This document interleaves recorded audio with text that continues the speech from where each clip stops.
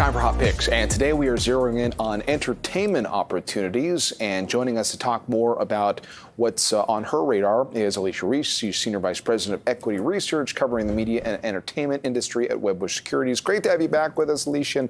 When it comes to figuring out a name that would make an entertainment hot pick list for you today, what's, broadly speaking, the characteristics that you're looking for?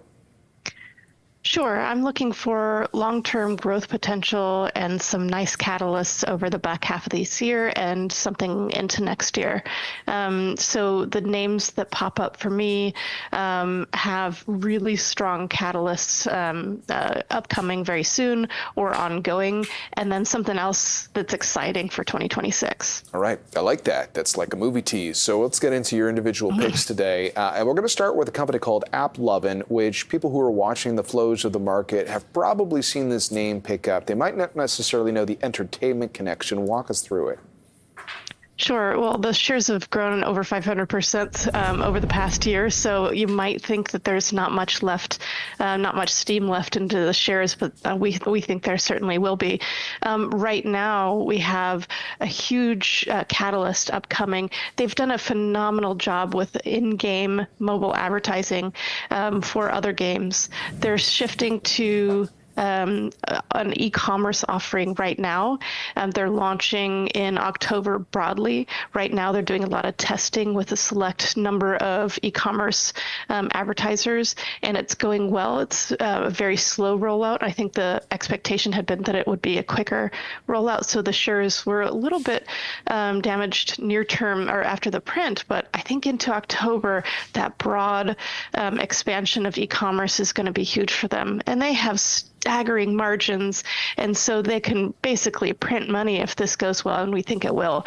They're just very methodical in their approach to advertising, so we think that they'll be a very important e-commerce advertising partner to a lot of small and medium businesses particularly. All right, let's move from the focus on what's happening on your mobile device to the big screen. Imax, another company that you like these days, company with a Canadian connection as well. What is it about the Imax investment thesis that you like? Sure. So Imax is doing significantly more content, putting out content that was filmed with Imax cameras. So they're partnering with a lot of studios and directors to put their content directly on their screens. Now, they don't show most of this stuff exclusively, but they certainly get a high percentage of attendance on those screens for those films. And the more they do those, the higher market share they get. So they're gaining share domestically. And also, while we're going through this current kind of lull in the box office through the end of September, they also have some really nice growth geographically. They have a really large international footprint, and they're growing in a lot of regions where they have local language content as well. So that should offset any softness for the near term here. And then there's a huge fourth quarter coming for Hollywood content, and 2026 is just stacked with great content, a lot of which is playing on IMAX screens. All right, helpful context on the Imax story. And then a third name that you wanted to flag today is ROKU, which probably was, helping the streaming television story before most other players, because you need that hardware connection, or at least that's one of the options to sort of connect to the streaming world. What is it about this as a stock that you like right now?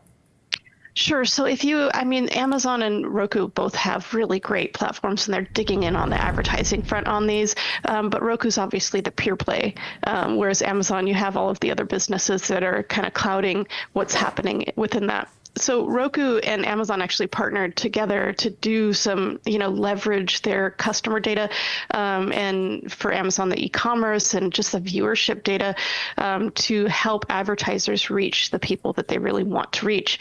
And that's hugely important these days, where a lot of people are shifting to connected TV from linear TV, and linear TV advertisers were very reticent to move over to connected TV, but this gives them a great reason to do that.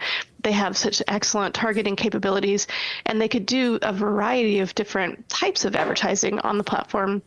And it's just getting better. They have significantly more inventory to go, and people like using Roku platforms. It's very easy to use, and they have a lot of good content as well. And they're steering people to their free ad-supported content by and large. So just to be clear, even though the roots of a Roku were the hardware, it's the advertising opportunity that is big for them, and for Applovven as well. That's kind of the common. That's right. It's almost like this sort of the evolution of the ad industry is something that you have to dig deeper into as an investor these days. Yeah, particularly as the economy might become a little bit tighter and people's wallets are a little stretched. They'll turn to more ad-supported content versus the subscription-only content. That's why the likes of Netflix introduced the ad-supported tier to give people more flexibility to watch what they want and to pay how much they want to watch that. So ads are becoming increasingly important for the entertainment industry. Great perspective, Alicia. Thanks very much. Always good to have you with us. Alicia Reese joining us from Wedbush Securities. Hot picks in the world of entertainment.